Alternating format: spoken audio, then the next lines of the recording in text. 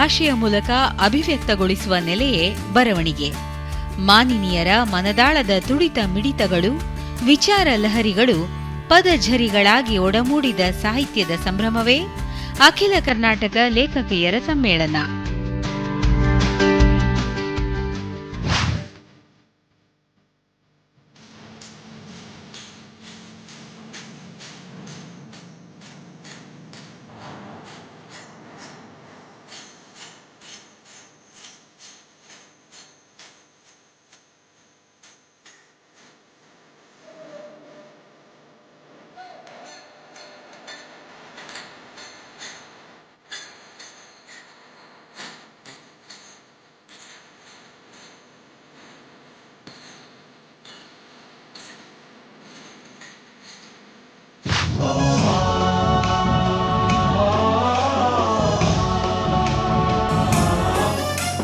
गणनायकाय गणदैवताय गणाध्यक्षाय धीमहि गुणशरीराय गुणमण्डिताय गुणेशानाय धीमहि.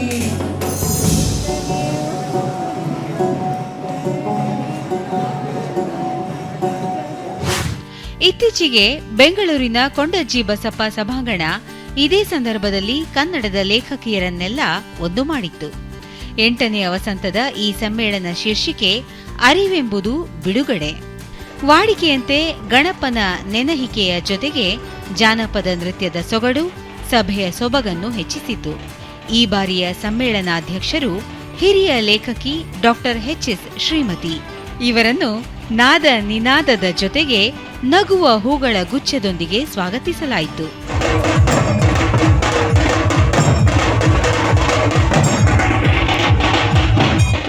ತೂರಬೇಡಿ ಗಾಳಿಗೆ ಹೆಣ್ತನದ ಘನತೆಯ, ಜೀವ ಕೊಡುವ ಜೀವ ಇದು ಕಡಿಮೆ ಯಾರಿಗೆ? ಕಡಿಮೆ ಯಾರಿಗೆ? ಅವಳೆಂದರೆ ಹೋರಾಟ, ಅವಳೆಂದರೆ ಶಕ್ತಿ, ಅವಳು ಸೃಜನಾತ್ಮಕ, ಅವಳು ನಿರ್ಮಿತಿಯಲ್ಲ. ನಿಜ, ಅವಳೆಂದರೆ ಇಷ್ಟೇ ಅಲ್ಲ ಎನ್ನುವುದಕ್ಕೆ ನೀವೆಲ್ಲ ಸಾಕ್ಷಿ ಮತ್ತು ಈ ಸಮ್ಮೇಳನ ಸಾಕ್ಷಿ. 12 ವರ್ಷಗಳ ನಂತರ ಈಗಿನ ಅಧ್ಯಕ್ಷರಾದ ಎಚ್.ಎಲ್. ಪುಷ್ಪ ಅವರ ಅಧ್ಯಕ್ಷತೆಯಲ್ಲಿ ಈ ಸಮ್ಮೇಳನ ನಡೀತಾ ಇರುವಂತಹದ್ದು ನಿಜಕ್ಕೂ ಸಂತಸದ ವಿಷಯ ನಮ್ಮೆಲ್ಲರಿಗೂ ಸಹ. 8ನೇ ಅಖಿಲ ಕರ್ನಾಟಕ ಲೇಖಕಿಯರ ಈ ಸಮ್ಮೇಳನಕ್ಕೆ ತಮ್ಮೆಲ್ಲರಿಗೂ ಸಹ ಆತ್ಮೀಯವಾದಂತಹ ಸ್ವಾಗತ. ಲೇಖಕಿಯರ ಸಂಘದ ಚರಿತ್ರೆಯನ್ನು ಸ್ಮರಿಸುತ್ತಾ ಸಮ್ಮೇಳನದ ಅತಿಥಿಗಳನ್ನು ವೇದಿಕೆಗೆ ಸ್ವಾಗತಿಸಲಾಯಿತು. ಲೇಖಕಿಯ ಸಂಘದ ಅಧ್ಯಕ್ಷರಾದ ಡಾ ಎಚ್.ಎಲ್. ಪುಷ್ಪ ಅವರು ತಮ್ಮ ಪ್ರಾಸ್ತಾವಿಕ ನುಡಿಯಲ್ಲಿ ಅತಿಥಿಗಳನ್ನು ಸ್ವಾಗತಿಸುವುದರೊಂದಿಗೆ ಮಹಿಳಾ ಸಾಹಿತ್ಯದ ಮೊದಲ ಹೆಜ್ಜೆಗಳನ್ನು ನೆನಪಿಸಿಕೊಂಡರು. 13 ವರ್ಷಗಳ ನಂತರ ಅಖಿಲ ಕರ್ನಾಟಕ ಲೇಖಕಿಯರ ಸಂಘದ ಸಮ್ಮೇಳನವನ್ನು ಇಲ್ಲಿ ನಾವು ಆಯೋಜಿಸಿದ್ದೇವೆ. ಈ ಒಂದು ಕಾರ್ಯಕ್ರಮಕ್ಕೆ ಎಲ್ಲ ಗಣ್ಯ ಅತಿಥಿಗಳು ಬಂದಿದ್ದಾರೆ. ನಮ್ಮ ಲೇಖಕಿಯರ ಬಳಗದವರು ಬಂದಿದ್ದಾರೆ. ಮುಖ್ಯವಾಗಿ ಜಿಲ್ಲೆಗಳಿಂದ ಎಲ್ಲ ಜಿಲ್ಲೆಗಳಿಂದ ಹಲವಾರು ಲೇಖಕಿಯರು ಇಲ್ಲಿ ಬಂದಿದ್ದಾರೆ. ಎಲ್ರಿಗೂ ಕೂಡ ನಾನು ಸ್ವಾಗತವನ್ನು ಮತ್ತೊಮ್ಮೆ ಕೋರಲಿಕ್ಕೆ ಇಷ್ಟಪಡ್ತೀನಿ.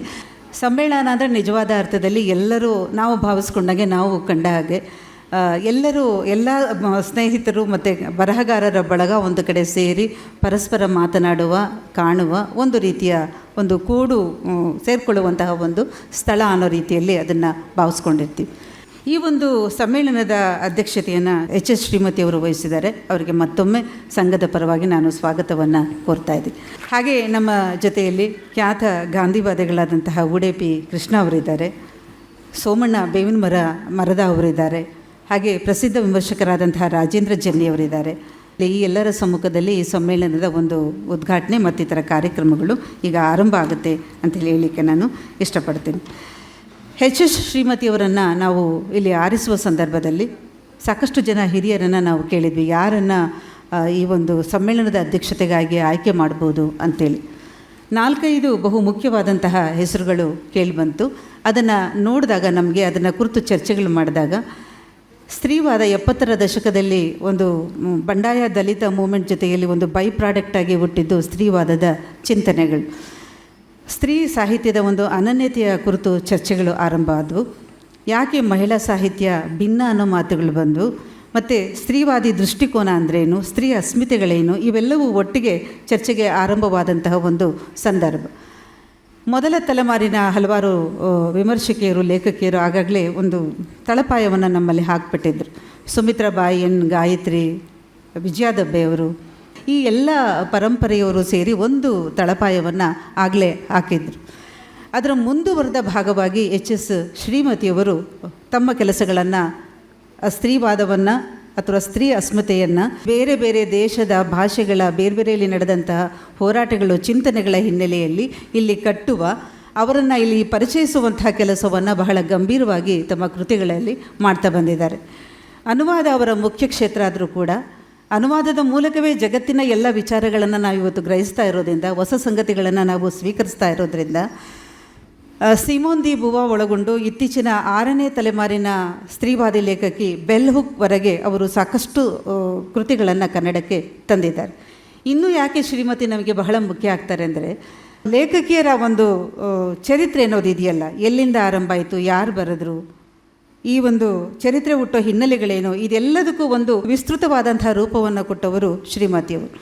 ಹಂಪಿ ವಿಶ್ವವಿದ್ಯಾಲಯದಲ್ಲಿ ಇದ್ದಂತಹ ಸಂದರ್ಭದಲ್ಲಿ ಅವರು ಮಹಿಳಾ ಅಧ್ಯಯನದ ಮುಖ್ಯಸ್ಥರಾಗಿ ಅವರು ಮಹಿಳಾ ಸಾಹಿತ್ಯ ಚರಿತ್ರೆಯನ್ನು ಬಹಳ ಗಂಭೀರವಾಗಿ ಅದನ್ನು ಸಂಪಾದಿಸಿದರು. ಆ ಕೃತಿಗಳು ಲಭ್ಯ ಇಲ್ಲ ಈಗ, ನಮಗೂ ಕೂಡ ಸಿಕ್ಕಿಲ್ಲ. ಹಾಗಾಗಿ ಒಂದು ಜೆರಾಕ್ಸ್ ಸೆಟ್ ಮಾಡಿ ಅದನ್ನು ಇಟ್ಕೊಂಡಿದ್ದೀನಿ. ಬಹುಮುಖ್ಯವಾದಂತಹ ಒಂದು ಕೊಡುಗೆ ಈ ಒಂದು ಸ್ತ್ರೀವಾದಿ ಸಾಹಿತ್ಯ ಅಥವಾ ಲೇಖಕಿಯರ ಸಾಹಿತ್ಯ ಚರಿತ್ರೆಯನ್ನು ಅವರು ಸಿದ್ಧಪಡಿಸಿದ್ದು ಅಂಥೇಳಿ. ಅದರ ಪರಿಷ್ಕೃತ, ಅವರು ಮೊನ್ನೆ ಅವ್ರ ಬಳಿ ಮಾತಾಡ್ತಿದ್ದಾಗ ಹೇಳಿದರು, ಅದರ ಒಂದು ಪರಿಷ್ಕೃತ ರೂಪ ಇನ್ನೂ ಬರಬೇಕಾಗಿದೆ ಅಂತೇಳಿ. ಅದು ಈ ಕಾಲಕ್ಕೆ ಅಗತ್ಯವಾದಂತಹ ಲೇಖಕಿಯರ ಸಾಹಿತ್ಯ ಚರಿತ್ರೆಯ ಅಗತ್ಯ ಇದೆ ಅನ್ನೋದನ್ನು ನಾನಿಲ್ಲಿ ಹೇಳಲಿಕ್ಕೆ ಇಷ್ಟಪಡ್ತೀನಿ. ಅವರೆಲ್ಲ ಅನುಕೂಲಗಳನ್ನು ವಹಿಸ್ಕೊಟ್ರೆ ನಾನೇ ಮಾಡಬಲ್ಲೆ ಅನ್ನೋ ಒಂದು ಮಾತನ್ನು ಕೂಡ ಆ ಸಂದರ್ಭದಲ್ಲಿ ಅವರು ಹೇಳಿದರು. ಈಗ ಅವ್ರಿಗೆ ಕಷ್ಟ ಆಗ್ಬೋದು, ಆದರೆ ಮಾಡುವ ಮನಸ್ಥಿತಿ ಇದೆ ಅನ್ನೋದು ಬಹಳ ಮುಖ್ಯ ಅನ್ನೋದನ್ನು ನಾವಿಲ್ಲಿ ಗಮನಿಸಬೇಕಾಗತ್ತೆ. ಅವರು ನಮ್ಮ ಮನ್ನಣೆಗೆ ಹೋಗೊಟ್ಟು ಇಲ್ಲಿ ಬಂದು ನಮ್ಮ ಒಂದು ಸನ್ಮಾನವನ್ನು, ಅಧ್ಯಕ್ಷತೆಯ ಈ ಒಂದು ಸ್ಥಾನವನ್ನು ಅಲಂಕರಿಸಿರೋದು ನಮಗೆ ಬಹಳ ಖುಷಿಯ ಸಂಗತಿ ಅಂತ ಹೇಳ್ತಾ ಅವರನ್ನು ಥ್ಯಾಂಕ್ಸ್ ಹೇಳಲಿಕ್ಕೆ ನಾನು ಅವ್ರಿಗೆ ಇಷ್ಟಪಡ್ತೀನಿ.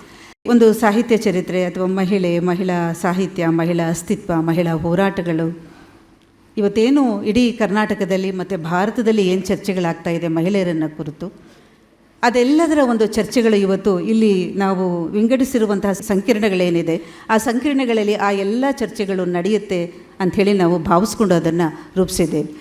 ಇನ್ನೂ ಒಂದು ಮುಖ್ಯವಾದಂತಹ ಅಂಶ ಏನಂದರೆ, ಲೇಖಕಿಯರ ಸಂಘ ಅಂದರೆ ಕೇವಲ ಲೇಖಕಿಯರದು ಅನ್ನೋ ಒಂದು ಮಾತು ಮೊದಲಿನಿಂದಲೂ ಇದೆ. ಸ್ವಲ್ಪ ಈ ಬಾರಿ ಹೆಚ್ಚು ಪುರುಷರನ್ನು ನಾವು ಒಳಗೊಂಡಿದ್ದೇವೆ. ಪುರುಷರನ್ನು ಒಳಗೊಂಡ ಕಾರಣಕ್ಕೆ ಕೆಲವು ಟೀಕೆಗಳಿಗೂ ಕೂಡ ನಾವು ಒಳಗಾಗಿದೆ. ಹಾಗಾಗಿ ದಯಮಾಡಿ ಮನಸ್ಸಿ, ಇಬ್ಬರೂ ಇದ್ರೇನೇ ಒಂದು ಸಾಹಿತ್ಯ ಪರಂಪರೆ, ಒಂದು ಪಥ ನಡೆಯೋದಕ್ಕೆ ಸಾಧ್ಯ ಅಂತ ಭಾವಿಸ್ತಾ, ಜೊತೆಯಲ್ಲೇ ನಡೀತಾನೇ ನಮ್ಮ ಅಸ್ತಿತ್ವಗಳನ್ನು ನಾವು ಕಾಪಾಡಿಕೊಳ್ಬೇಕಾಗಿದೆ ಅನ್ನೋದನ್ನು ನಾವು ಎತ್ತಿ ಹಿಡಿಬೇಕು ಅಂಥೇಳಿ ಈ ಸಂದರ್ಭದಲ್ಲಿ ಹೇಳಲಿಕ್ಕೆ ನಾನು ಇಷ್ಟಪಡ್ತೀನಿ. ಡೋಲು ಬಾರಿಸುವುದರೊಂದಿಗೆ ಸಮ್ಮೇಳನದ ಉದ್ಘಾಟನೆಯಾಯಿತು.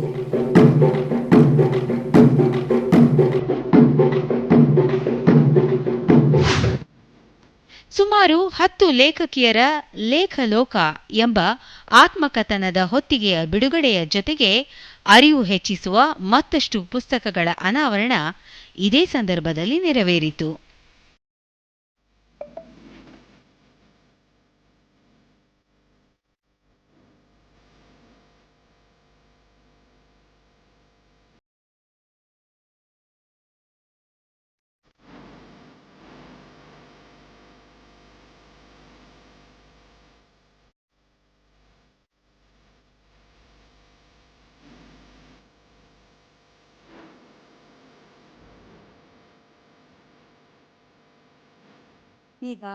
ಸಮ್ಮೇಳನಾಧ್ಯಕ್ಷರಾದ ಡಾಕ್ಟರ್ ಎಚ್.ಎಸ್. ಶ್ರೀಮತಿಯವರನ್ನು ಗೌರವಪೂರ್ವಕವಾಗಿ ಸನ್ಮಾನಿಸುವ ಸುಂದರ ಕ್ಷಣಗಳಿಗೆ ವೇದಿಕೆ ಸಾಕ್ಷಿಯಾಯಿತು.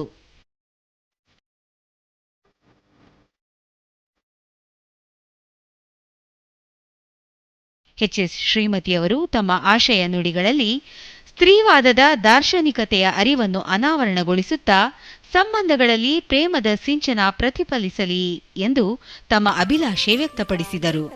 ಈ ಲೇಖಕಿಯರ ಸಮ್ಮೇಳನ ಬಹಳ ರೆಗ್ಯುಲರ್ ಆಗಿ ನಡಿಬೇಕಾಗಿರುವಂಥ ಒಂದು ಸಂಗತಿ.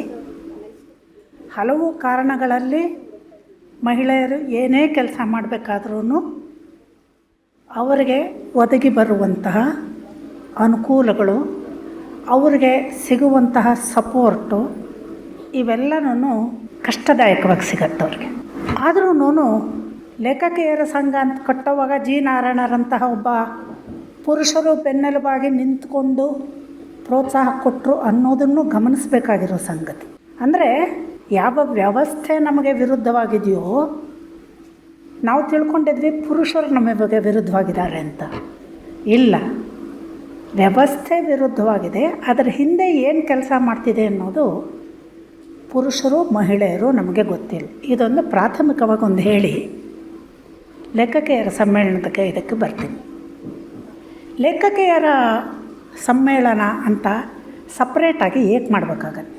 ಲೇಖಕರ ಸಮ್ಮೇಳನ ಅಂತ ಸಪ್ರೇಟಾಗಿ ಮಾಡ್ತಾಯಿಲ್ಲ, ಸಾಹಿತ್ಯ ಸಮ್ಮೇಳನ ಅಂತ ಮಾಡ್ತಾರೆ. ಲೇಖಕಿಯರ ಸಮ್ಮೇಳನ ಅಂತ ಏನು ಮಾಡಬೇಕು? ದೋಸ್ ಹೂ ಆರ್ ನಾಟ್ ಹರ್ಡ್ ಅವರು ನಮ್ಮನ್ನು ಕೇಳಿಸ್ಕೊಳ್ಬೇಕು, ಆ ಥರ ಮಾಡಬೇಕಾಗತ್ತೆ. ಚರಿತ್ರೆಯಲ್ಲೂ ಇದ್ದೇವೆ, ಚರಿತ್ರೆಯನ್ನು ಕಟ್ಟುತ್ತೇವೆ ಮತ್ತು ನಾವು ಈ ವ್ಯವಸ್ಥೆಯ ಒಂದು ಅವಿಭಾಜ್ಯ ಅಂಗ. ಲೇಖಕಿಯರು, ದಲಿತರು, ಯಾವುದೇ ಅಂಚಿನ ಸಮುದಾಯರು ತಮ್ಮದೇ ಆದಂತಹ ಒಂದು ಪ್ರತ್ಯೇಕವಾದಂತಹ ಒಂದು ಗುಂಪನ್ನು ಕೂಡಿಕೊಂಡು, ವ್ಯಕ್ತಿಗಳು ಏನು ಮಾತಾಡಿದ್ರೂ ಅಷ್ಟು ಉಪಯೋಗ ಆಗಲ್ಲ, ಒಂದು ಸಮುದಾಯವಾಗಿ ಕೂಡಿ ಸಂಘಗಳನ್ನು, ಒಕ್ಕೂಟಗಳನ್ನು, ಗುಂಪುಗಳನ್ನು ಮಾಡಿಕೊಂಡು ಈ ತರಹ ನಮ್ಮ ಅಸ್ತಿತ್ವವನ್ನು ಹೇಳಬೇಕಾದ ಸಂದರ್ಭ ಬರುತ್ತೆ. ನಾನು ಬರಿತಾ ಇದ್ದೀನಿ ಕನ್ನಡದಲ್ಲಿ ಅಂತಂದರೆ ನನ್ನ ಹುಡುಕಾಟ, ನನ್ನ ಬರಹ, ನನ್ನ ಮಾತು ಇವೆಲ್ಲವೂ ಈ ಹೆಣ್ಣು ಬದುಕಿನ ಚಹರೆಯ ಹುಡುಕಾಟದಲ್ಲೇ ಇದೆ. 75 ವರ್ಷ ಕಳೆದ ಇವತ್ತಿನ ವಯಸ್ಸಿನಲ್ಲೂ ನಾನು ನನ್ನ ನಿಜ ಚೆಹರೆ ಏನು ಅಂತ ಹುಡುಕಾಡ್ತಿದ್ದೀನಿ. ಸರಿಯಾದ ಅರಿವು ನನಗಿದೆಯಾ? ನನಗೆ ಗೊತ್ತಿಲ್ಲ. ಈ ಹುಡುಕಾಟ ಮಾತ್ರ ಇದೆ ಮತ್ತು ಇಂಥದ್ದೊಂದು ದಾರಿ ಇದೆ ಅಂತ ಒಂದು ಸಣ್ಣ ಅರಿವು ಇದೆ. ನನಗೆ ಇದು ದಕ್ಕಿದ್ದು, ಇಂಥದ್ದೊಂದು ದಾರಿ ಇದೆ ಅಂತ ದಕ್ಕಿದ್ದು ಸ್ತ್ರೀವಾದ ಅನ್ನುವ ಒಂದು ಚಿಂತನೆಗೆ ನನಗೆ ಸಿಕ್ಕಿದ ಪ್ರವೇಶ, ಆಕಸ್ಮಿಕವಾದಂತಹ ಪ್ರವೇಶ ಮತ್ತು ಅದರಲ್ಲಿ ನಾನು ತೊಡಗಿಕೊಳ್ಳಬೇಕಾದಂತಹ ಒತ್ತಡನೂ ಇತ್ತು, ಆಸಕ್ತಿ ಅದರಿಂದ ದಟ್ಟವಾಗಿ ಬೆಳೀತು. ಈ ಸಮ್ಮೇಳನಕ್ಕೆ ಒಂದು ಆಶಯ ವಾಕ್ಯ ಇಟ್ಟಿದ್ದಾರೆ, ಅರಿವೆಂಬುದು ಬಿಡುಗಡೆ ಅಂತ. ಇದನ್ನು ನಾವು ಹೇಗೆ ವಿವರಿಸ್ಕೊಳ್ಬೇಕು? ಅರಿವು ಎಲ್ಲಿಂದ ಶುರು ಆಗಬೇಕು?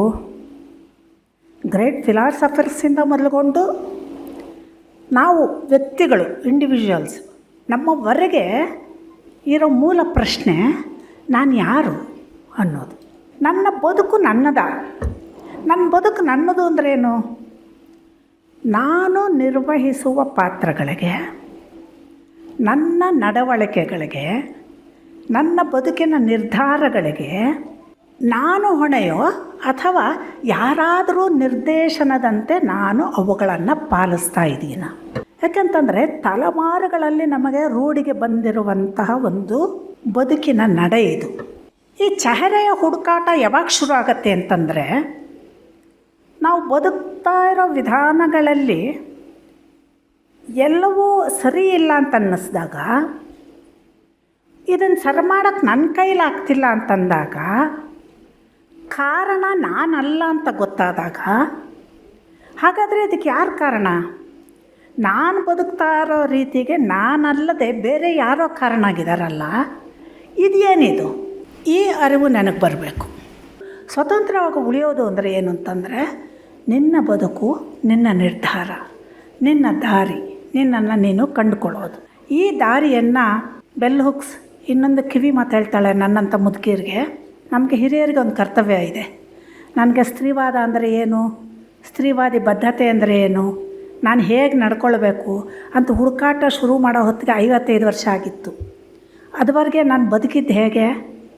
ಅಲ್ಲಿ ಇಲ್ಲಿ ಸಾಹಸ ತೋರಿಸಿರ್ಬೋದು, ಯಾರ್ಯಾರು ಎದುರು ಬಿದ್ದಿರ್ಬೋದು, ಯಾರ್ಯಾರ ಎದುರಿಗೋ ಸವಾಲುಗಳು ಹಾಕಿರ್ಬೋದು. ಆದರೆ ನನ್ನ ಬದುಕಿನ ನಿರ್ಧಾರಗಳನ್ನು ನಾನೇ ಮಾಡಿದ್ನ ಗೊತ್ತಿಲ್ಲ. ನನ್ನ ಬದುಕಿನ ನಿರ್ಣಯಗಳನ್ನು ಮಾಡೋ ಸಾಮರ್ಥ್ಯ ನನಗಿತ್ತ ಗೊತ್ತಿಲ್ಲ. ಅದರಲ್ಲಿ ಸೋತ್ರೆ ನಿರ್ವಹಿಸುವ ದೃಢತೆ ಇತ್ತ ಗೊತ್ತಿಲ್ಲ, ಹೇಗೋ ನಡ್ಕೊಂಡು ಹೋಯಿತು. ಆದರೆ ನಾವು ಕಿರಿಯರಿಗೆ ಈಗ ಸುಮಾರು 20ರ ಹರೆಯದಲ್ಲಿರೋ ಮಕ್ಕಳಿಗೇ ನಮ್ಮ ಎಕ್ಸ್ಪೀರಿಯನ್ಸಸ್ನ ಹಂಚ್ಕೊಳ್ಬೇಕು. ಎಕ್ಸ್ಪೀರಿಯನ್ಸಸ್ನ ಹಂಚ್ಕೊಂಡ್ರೆ ಆಸೆ ಒಂದೇ, ಅವ್ರಿಗೆ ಈ ದಾರಿ ಬೇಗ ಕಾಣಲಿ ಅಂತ. ಚಿಕ್ಕ ವಯಸ್ಸಿನಲ್ಲೇ ಅವ್ರಿಗೆ ದಾರಿ ಕಾಣಿಸುತ್ತೆ, ಹೆಚ್ಚು ವರ್ಷಗಳ ಕಾಲ ಅವ್ರು ಸಂತೋಷದಿಂದ ಇರ್ತಾರೆ. ನಾನು 50-60 ವರ್ಷ ಆದಮೇಲೆ ಸಂತೋಷವನ್ನು ಇವಾಗ ಇದೇ ನಾ ಸಂತೋಷ ಅಂದರೆ ಅಂತ ಹುಡುಕ್ತಾ ಇದ್ದೀನಲ್ಲ, ಹಿಂಗೆ ಪಿಳಿ ಕಂಡುಬಿಡಲ್ಲ. ಅವರು ದೃಢವಾಗಿ ತಾರುಣ್ಯದಲ್ಲೇ ಸಂತೋಷ ಆನಂದ ಅನುಭವಿಸ್ತಾರೆ, ಬೇರೆಯವ್ರಿಗೆ ಸಂತೋಷ ಕೊಡ್ತಾರೆ, ಬೇರೆಯವ್ರಿಗೆ ಪ್ರೀತಿ ಕೊಡ್ತಾರೆ, ಇಡೀ ಜಗತ್ತನ್ನು ಪ್ರೀತಿಮಯವಾಗಿ ಮಾಡ್ತಾರೆ ಅಂತ. ಸ್ತ್ರೀವಾದದ ಈ ದಾರ್ಶನಿಕತೆ ಚಿಕ್ಕ ವಯಸ್ಸಿನವರಲ್ಲಿ ಹರಡಲಿ ಅಂತ ತುಂಬ ಕೇಳ್ಬೋದು. ದೊಡ್ಡ ವಯಸ್ಸಿನವರು ಈಗಾಗಲೇ ಬಲ್ತು ಹೋಗಿರುವ ದಾರಿಯಲ್ಲಿ ಇರೋದರಿಂದ ಪ್ರಯತ್ನ ಪಟ್ಟರೆ, ನನ್ನನ್ನು ಒಳಗೊಂಡು ಹೇಳ್ತಿರೋದು, ಪ್ರಯತ್ನ ಪಟ್ಟರೆ ಅಲ್ಲಿ ಇಲ್ಲಿ ಕೆಲವು ಬದಲಾವಣೆಗಳನ್ನು ತಂದುಕೊಳ್ಬೋದೇ ಹೊರತು ಮೂಲಭೂತವಾಗಿ ನಮ್ಮ ಚಿಂತನೆಗಳನ್ನು ಮರೆಯೋದು ಕಷ್ಟ. ಇವಾಗಲೂ ನಮ್ಮನ್ನು ಯಾಮಾರಿಸಿ ಅದು ಹೊರಗಡೆ ಬಂದ್ಬಿಡುತ್ತೆ. ಯಾವಾಗ ಬರುತ್ತೆ ಗೊತ್ತಿಲ್ಲ ನಮಗೆ. ಅದು ಬರದೇ ಇರೋ ಥರದಲ್ಲಿ ಎಳೆಯ ತಲೆಮಾರುಗಳು ಬೆಳೀಲಿ. ಈ ಲೋಕದಲ್ಲಿ ಯಾವಾಗಲೂ ಶಾಂತಿ ಸಮಾಧಾನ, ಮುಖ್ಯವಾಗಿ ಸಂಬಂಧಗಳು ಸುಸಂಗತವಾಗಿರಲಿ.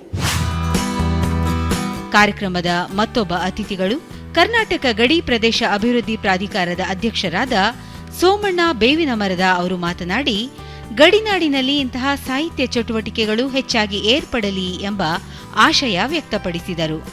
ನಾನು ಭಾಳಷ್ಟು ಹಿರಿಯರಿಗೆ ಗೌರವಪೂರ್ವಕವಾಗಿ ವಿನಂತಿಯನ್ನು ಮಾಡಿಕೊಳ್ತಾ ಇದ್ದೇನೆ. ಏನಾದರೂ ಇಂಥ ಕಾರ್ಯಕ್ರಮಗಳು ನಡಿಬೇಕು ಅಂತ ಹೇಳಿದರೆ ಗಡಿಭಾಗದ ಪ್ರದೇಶದಲ್ಲಿ ಆದರೆ ಭಾಳಷ್ಟು ಸೂಕ್ತ. ಅದಕ್ಕೆ ಎಲ್ಲ ರೀತಿಯ ವ್ಯವಸ್ಥೆಯನ್ನು ಗಡಿ ಅಭಿವೃದ್ಧಿ ಪ್ರಾಧಿಕಾರ ಮಾಡಿಕೊಡ್ತೈತೆ ಅಂಥೇಳಿ ನಾನು ಮೊಟ್ಟ ಮೊದಲನೇದಾಗಿ ನಿಮ್ಮೆಲ್ಲರಿಗೂ ವಿನಂತಿಯನ್ನು ನಾನು ಮಾಡಿಕೊಳ್ತಾ ಇದ್ದೇನೆ. ಕಾರಣ ಏನು ಅಂದರೆ, ವರ್ಷ ಪೂರ್ತಿ ಎಲ್ಲ ಜೀವನ ಪೂರ್ತಿನೂ ಸಹ ನಾವು ಕನ್ನಡದ ಬಗ್ಗೆ ಭಾಳಷ್ಟು ಹೋರಾಟಗಳನ್ನು, ಕನ್ನಡದ ಉಳಿವಿನ ಸಲುವಾಗಿ ಭಾಳ ವಿಚಾರಧಾರೆಗಳನ್ನು ಹಮ್ಮಿಕೊಳ್ತಾ ಬಂದಿದ್ದಾರೆ. ಆ ನಿಟ್ಟಿನಲ್ಲಿ ಈ ಕಾರ್ಯಕ್ರಮ ಆಗಬೇಕು ಅಂತ 8 ಜ್ಞಾನಪೀಠ ಪ್ರಶಸ್ತಿಗಳು ಸಿಕ್ಕಾವು. ಈ ಬಾರಿ ಕೊಡಬೇಕು ಅಂತ ಹೇಳಿದರೆ ಅದು 9ನೇದ್ದು ನನ್ನ ತಾಯಂದಿರಿಗೆ ಸಿಗಲಿ ಅನ್ನೋದು ನನ್ನ ಅಪೇಕ್ಷೆ.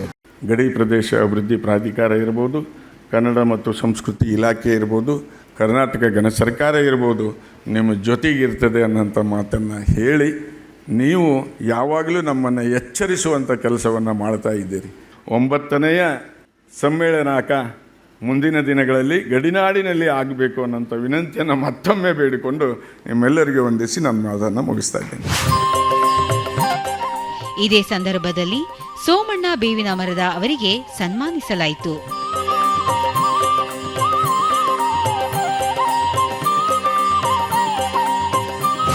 ಮುಖ್ಯ ಅತಿಥಿಗಳಾದ ರಾಜೇಂದ್ರ ಚೆನ್ನಿ ಅವರು ಸ್ತ್ರೀ ಬರಹಗಳಲ್ಲಿ ಈಗ ವಿಭಿನ್ನ ನೆಲೆಗಟ್ಟಿನ ಚಿಂತನೆಗಳು ಹೊರಹೊಮ್ಮುತ್ತಿರುವುದು ಸ್ವಾಗತಾರ್ಹ. ಇದರ ಸರಿಯಾದ ಗ್ರಹಿಕೆಯೂ ಮುಖ್ಯ ಎಂಬ ಆಶಯ ವ್ಯಕ್ತಪಡಿಸಿದರು. ಕನ್ನಡ ಸಾಹಿತ್ಯದ ಮಹಿಳಾ ಯುಗದಲ್ಲಿ ನಾವು ಇವತ್ತಿದ್ದೀವಿ. ಅದು ಬಹಳ ಶ್ರೀಮಂತವಾದಂಥ ಒಂದು ಪರಂಪರೆಯನ್ನು ಅದು ಹೊಂದಿದೆ. ನಾವು ಮಾಡಬೇಕಾದಂಥ ಮೊದಲನೇ ಕೆಲಸ ಇದನ್ನು ಸೆಲೆಬ್ರೇಟ್ ಮಾಡೋದ್ರ ಜೊತೆಗೆ ಬಹಳ ಮುಖ್ಯವಾಗಿ ಮಾಡಬೇಕಾಗಿರುವಂಥದ್ದು, ನಮ್ಮ ಕನ್ನಡದ ಸ್ತ್ರೀವಾದಿ ವಿಮರ್ಶೆ ಮೊದಲಿಂದ ಹೇಳ್ಕೊಂಡು ಬಂದಿರುವಂಥದ್ದಂದರೆ, ಈ ನಮ್ಮ ವಂಶಾವಳಿ ಏನಿದೆಯಲ್ಲ, ನಮ್ಮ ಚರಿತ್ರೆ ಏನಿದೆಯಲ್ಲ, ಅದನ್ನು ಪುನರ್ರಚಿಸುವಂಥ ಒಂದು ಅವಶ್ಯಕತೆ ಇದೆ ಅಂತ. ಯಾಕೆ ಈ ಮಾತನ್ನು ಹೇಳ್ತಿದ್ದೀನಿ ಅಂತಂದರೆ, 19ನೇ ಶತಮಾನದಲ್ಲಿ ಸಮಾಜ ಸುಧಾರಣಾ ಮತ್ತು ಕೆಲವು ರೀತಿಯ ಧಾರ್ಮಿಕ ಸುಧಾರಣಾ ಚಳುವಳಿಗಳು ಆರಂಭವಾದಾಗಲೇ ಒಂದು ಸ್ತ್ರೀತ್ವ ಅನ್ನೋದರ ಮಹಿಳೆಯ ಪ್ರಶ್ನೆ ಅಂತ ಏನನ್ನು ಕರಿತಾ ಇದ್ರು, ದ ವುಮನ್ ಕ್ವೆಶ್ಚನ್ ಅಂತ, ಅದು ಮುನ್ನೆಲೆಗೆ ಬಂದಂಥ ಕಾಲ. ಆ ಕಾಲದಿಂದ ಆರಂಭವಾಗಿ ಅನೇಕ ರೀತಿಯ ವಾದಗಳನ್ನು, ಮಾತುಗಳನ್ನು, ವಸ್ತು ಸಂಗತಿಗಳನ್ನು ಮಹಿಳೆಯರು ಸಮಾಜದ ಎದುರಿಗೆ ಇಟ್ಕೊಂಡೇ ಬಂದಿದ್ದಾರೆ. ಕನ್ನಡದಲ್ಲೂ ಕೂಡ ಅದು ತಿರುಮಲಾಂಬ ಅವರಾಗಿರ್ಬೋದು, ಶ್ಯಾಮಲಾದೇವಿಯವರು ಆಗಿರಬಹುದು, ಅನೇಕರು ಅದನ್ನು ಮಾಡಿದರು. ಆದರೆ ನಾವು ಇಲ್ಲಿವರೆಗೂ ಕೇಳಿರುವಂಥ ಈ ಹುಸಿ ಚರಿತ್ರೆ ಈ ಮಾತುಗಳನ್ನು ನಮ್ಮಿಂದ ದೂರ ಇಟ್ಟಿದೆ ಅಂತಲೇ ಅನಿಸುತ್ತೆ. ಸ್ವಲ್ಪ ಮಟ್ಟಿಗೆ ಈ ಸಂಘ ಆ ತಾಯಂದ್ರನ್ನ ನೆನಪು ಮಾಡಿಕೊಂಡು ಅವ್ರ ಬಗ್ಗೆ ಪುಸ್ತಕಗಳನ್ನು ತಂದಿದೆ, ಭಾಳ ದೊಡ್ಡ ಕೆಲಸವನ್ನು ಮಾಡಿದೆ. ಇತ್ತೀಚಿನ ವರ್ಷಗಳಲ್ಲಿ ನಾವು ನೋಡಿರುವಂಥದ್ದು ಕನ್ನಡ ಸಾಹಿತ್ಯದಲ್ಲಿ ಅಪಾರವಾದಂಥ ಭಿನ್ನವಾದಂಥ ಸಾಮಾಜಿಕ ಲೋಕಗಳಿವತ್ತು ಅಧಿಕೃತವಾಗಿ ಪ್ರವೇಶ ಮಾಡಿವೆ. ಮೊದಲಿನ ಹಾಗೆ ನಾವೊಂದು ಏಕಾಕೃತಿಯನ್ನು ಇಟ್ಕೊಂಡು ಇದು ಕನ್ನಡ ಬರಹ ಅನ್ನೋಕ್ಕಾಗಲ್ಲ, ಇದು ಮಹಿಳಾ ಬರಹ ಅನ್ನೋಕ್ಕಾಗಲ್ಲ, ಎಲ್ಲವೂ ಪ್ರವೇಶವಾಗಿದೆ. ಒಂದು ಕ್ಷಣ ಯೋಚನೆ ಮಾಡಿದರೆ ದಲಿತ ಲೋಕದಿಂದ ಬಂದಿರೋರು ಅದ್ಭುತವಾದಂಥ ತಮ್ಮ ಅನುಭವಗಳನ್ನು ಇವತ್ತು ಅಭಿವ್ಯಕ್ತಿ ಮಾಡ್ತಾಯಿದ್ದಾರೆ. ಕಾರ್ಪೊರೇಟ್ ಕಂಪನಿಗಳಲ್ಲಿ ಕೆಲಸ ಮಾಡ್ತಾ ಇರುವಂಥ ಮಹಾನಗರಗಳಲ್ಲಿರುವಂಥ ಸ್ತ್ರೀಲೋಕವೂ ಇವತ್ತು ನಮ್ಮ ಕತೆಗಳ ಮೂಲಕ ನಮ್ಮ ಎದುರಿಗೆ ಬಂದಿದೆ. ಅದು ಇನ್ನೂ ಸ್ವಲ್ಪ ಒಳಹೊಕ್ಕು ನೋಡಿದರೆ ಈಗಲೂ ಜಮೀನ್ದಾರಿಯ ಸ್ವರೂಪ ಹೊಂದಿರುವಂಥ ಅಂಥದೇ ಕ್ರೂರವಾದಂಥ ವ್ಯವಸ್ಥೆ ಇರುವಂಥ ಆ ಪ್ರದೇಶಗಳಿಂದ ಬಂದಿರುವಂಥವ್ರೂ ಕೂಡ ಇವತ್ತು ಬರಿತಾ ಇದ್ದಾರೆ. ವೈವಿಧ್ಯಮಯವಾದಂಥ ಲೋಕಗಳು ಇವತ್ತು ನಮ್ಮ ಕನ್ನಡದಲ್ಲಿ ಪ್ರವೇಶ ಮಾಡಿವೆ, ಸಾಹಿತ್ಯದಲ್ಲಿ ಪ್ರವೇಶ ಮಾಡಿವೆ. ಗ್ರಹಿಸೋಕ್ಕೆ ನಮಗೆ ಇನ್ನೂ ಸಾಧ್ಯ ಆಗ್ತಾ ಇಲ್ಲ. ಅಂಥ ಸಂದರ್ಭದಲ್ಲಿ ಸ್ತ್ರೀಪರ ಚಿಂತನೆ ಮಾಡಬೇಕಾಗಿರೋದು ಏನಂತಂದರೆ ಘನತೆ, ಸ್ವಂತಿಕೆ, ವಿಭಿನ್ನತೆ ಎಲ್ಲದರ ಜೊತೆಗೂ ಸಮಾನತೆ ಸಾಧ್ಯ ಅನ್ನುವಂಥ ಒಂದು ಚಿಂತನೆಯನ್ನು ನಾವು ಇವತ್ತು ಮಾಡುವ ಅವಶ್ಯಕತೆ ಇದೆ ಅಂತ ನಾನು ಅಂದ್ಕೊಂಡಿದ್ದೇನೆ. ಇಲ್ಲಿ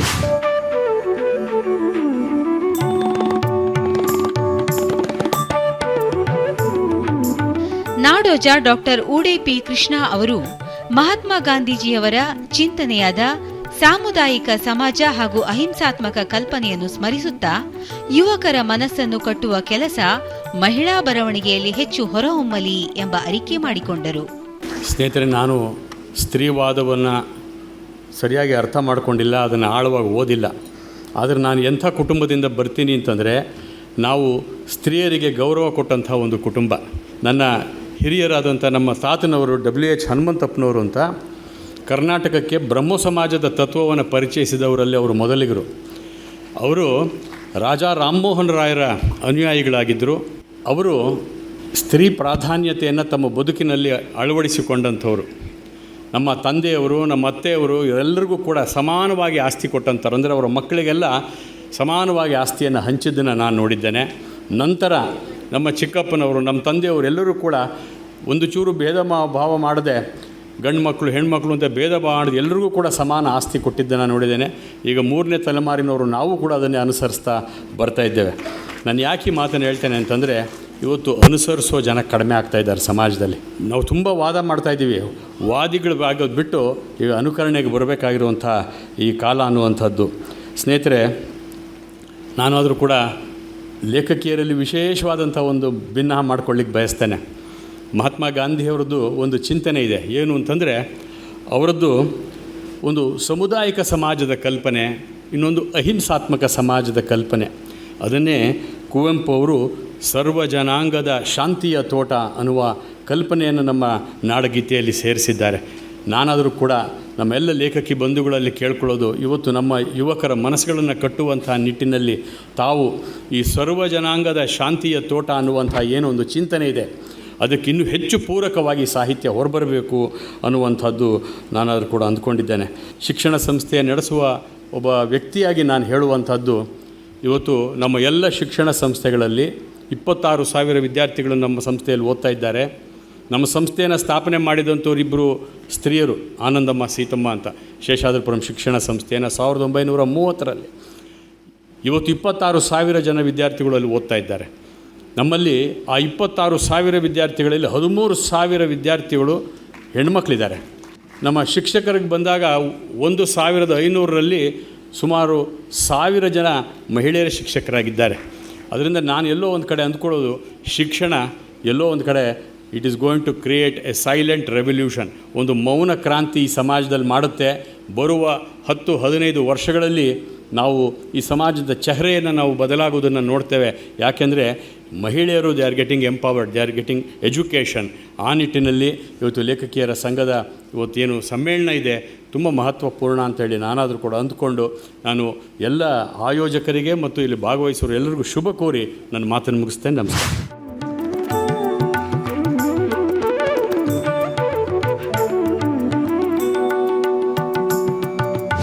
ಕನ್ನಡ ಮತ್ತು ಸಂಸ್ಕೃತಿ ಇಲಾಖೆಯ ನಿರ್ದೇಶಕರಾದ ಡಾಕ್ಟರ್ ಕೆಎಂ ಗಾಯತ್ರಿ ಅವರು ಮಾತನಾಡಿ ಮಹಿಳಾ ಚಿಂತನೆ ಅಸ್ಮಿತೆಯ ಪ್ರಾಮುಖ್ಯತೆಯ ಬಗ್ಗೆ ತಿಳಿಸಿದರು. ನಾನು ಕಳೆದ 4 ವರ್ಷದಿಂದ ಜಿಲ್ಲಾ ಪಂಚಾಯತ್ನಲ್ಲಿ ನಾನು CEO ಆಗಿ ಕೆಲಸ ಮಾಡ್ತಾಯಿದ್ದೆ, ಚಾಮರಾಜನಗರ ಮತ್ತು ಮೈಸೂರು ಭಾಗದಲ್ಲಿ. ಅಲ್ಲಿ ನಾವು ನಮ್ಮದು ಒಂದು ನ್ಯಾಷನಲ್ ರೂರಲ್ ಲೈವ್ಲಿಹುಡ್ ಮಿಷನ್ ಅಂತ ಹೇಳಿ ಒಂದು ಯೋಜನೆ ಇದೆ. ಅದರಲ್ಲಿ ಸ್ತ್ರೀ ಶಕ್ತಿ ಸಂಘಗಳಿಗೆ ನಾವು ಕೆಲವು ಸ್ಕೀಮ್ಸನ್ನು, ಯೋಜನೆಗಳನ್ನು ನಾವು ಪರಿಚಯ ಮಾಡಿಕೊಡ್ತೇವೆ. ಆ ನಿಮಿತ್ತ ನಾವು ಅಲ್ಲಿ ಇರುವಂತಹ ಅಲ್ಲಿ ಸೋಲಿಗರಾಗಲಿ, ಸ್ತ್ರೀ ಶಕ್ತಿ ಸಂಘಗಳಾಗಲಿ ನಾವು ಭೇಟಿ ಮಾಡುವಾಗ ನಮಗನ್ಸಿದ್ದೇನಂತ ಹೇಳಿದ್ರೆ, ಅವರನ್ನು ಆರ್ಥಿಕವಾಗಿ ಶೈಕ್ಷಣಿಕವಾಗಿ ಸಬಲರು ಮಾಡಬೇಕಂತ ಹೇಳಿ. ಡಾಕ್ಟರ್ ಉಡುಪಿ ಕೃಷ್ಣ ಅವರು ಮಾತನಾಡುವಾಗ ಹೇಳಿದರು, ಶಿಕ್ಷಣ ಅನ್ನೋದು ಬೆಳವಣಿಗೆಗೆ ಒಂದು ಮೂಲ ಅಂತ ಹೇಳಿ. ನಾನು ಇಲ್ಲಿರುವಂಥ ಎಷ್ಟೋ ಬರಹಗಾರರ, ಸಾಹಿತಿಗಳ, ಮಹಾನ್ ಸಾಹಿತಿಗಳ ಸಾಹಿತ್ಯವನ್ನು ಓದ್ಕೊಂಡು ಬೆಳವಣಿಗೆಯನ್ನು ಸಾಧಿಸುವಂಥದ್ದು. ಕಾಲೇಜು ದಿನಗಳಲ್ಲಿ, ನಂತರ ದಿನಗಳಲ್ಲಿ ನಾವು ಸಾಹಿತ್ಯಾತ್ಮಕ ವಿಚಾರಗಳನ್ನು ಕೇಳಿ ನಾವು ಹೇಗೆ ಸ್ಫೂರ್ತಿ ಹೊಂದುತ್ತಾ ಇದ್ವಿ, ಅದರಿಂದ ನಾವು ಹೇಗೆ ಜೀವನವನ್ನು ಕಟ್ಕೊಳ್ತಾ ಬಂದ್ವಿ, ಒಂದು ಸ್ಥಾನಮಾನವನ್ನು ಪಡ್ಕೊಳ್ತಾ ಬಂದ್ವಿ. ನಮ್ಮ ಗುರುತಿಸುವಿಕೆ, ಸಮ್ಮೇಳನಾಧ್ಯಕ್ಷರು ಮಾತನಾಡುವಾಗ ಮಾತನಾಡಿದ್ದು ವೈಯಕ್ತಿಕವಾಗಿ ಗುರುತಿಸುವಿಕೆ ಮತ್ತು ಸಮಾಜದ ಗುರುತಿಸುವಿಕೆ, ಇವೆರಡನ್ನೂ ಕೂಡ ನಾವು ಹೇಗೆ ಪಡ್ಕೊಳ್ತೀವಿ ವೈಯಕ್ತಿಕವಾಗಿ ಅನ್ನೋದು ಕೂಡ ತುಂಬ ಪ್ರಮುಖವಾಗ್ತದೆ. ಇದಕ್ಕೆ ಶಿಕ್ಷಣ ಮುಖ್ಯ ಅಂತ ಭಾವಿಸ್ತೇನೆ. ಗಡಿಭಾಗದ ಅಧ್ಯಕ್ಷರು ಕೂಡ ಹೇಳಿದ ಹಾಗೆ ಗಡಿಭಾಗದಲ್ಲೂ ಕೂಡ ಅಲ್ಲಿರುವಂಥವರಿಗೂ ಕೂಡ ನಾವು ಈ ರೀತಿಯ ಕಾರ್ಯಕ್ರಮಗಳನ್ನು ಆಯೋಜಿಸೋದ್ರ ಮೂಲಕ ನಾವು ಅಲ್ಲಿಗೂ ಕೂಡ ಪಸರಿಸಬೇಕು ಅಂತ ಹೇಳಿ ಎಲ್ಲ ಸಾಹಿತ್ಯಾತ್ಮಕ ಮನಸ್ಸುಗಳುಳ್ಳ ಎಲ್ಲರಿಗೂ ಕೂಡ ನಾನು ಅಭಿನಂದನೆಗಳನ್ನು ಸಲ್ಲಿಸ್ತಾ ನನ್ನ ಒಂದೆರಡು ಮಾತನ್ನು ಮುಗಿಸ್ತೇನೆ. ಜೈ ಹಿಂದ್, ಜೈ ಕರ್ನಾಟಕ. ಇದೇ ಸಂದರ್ಭದಲ್ಲಿ ಶ್ರೀಮತಿ ಗಾಯತ್ರಿಯವರನ್ನು ಸನ್ಮಾನಿಸಲಾಯಿತು.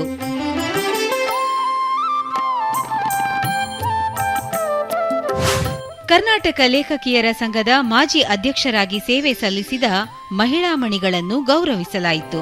ಕನ್ನಡದ ಕಂದ, ಕನ್ನಡದ ಕಂದ, ಕನ್ನಡದ ಕಂದ, ಕನ್ನಡದ ಕಂದ,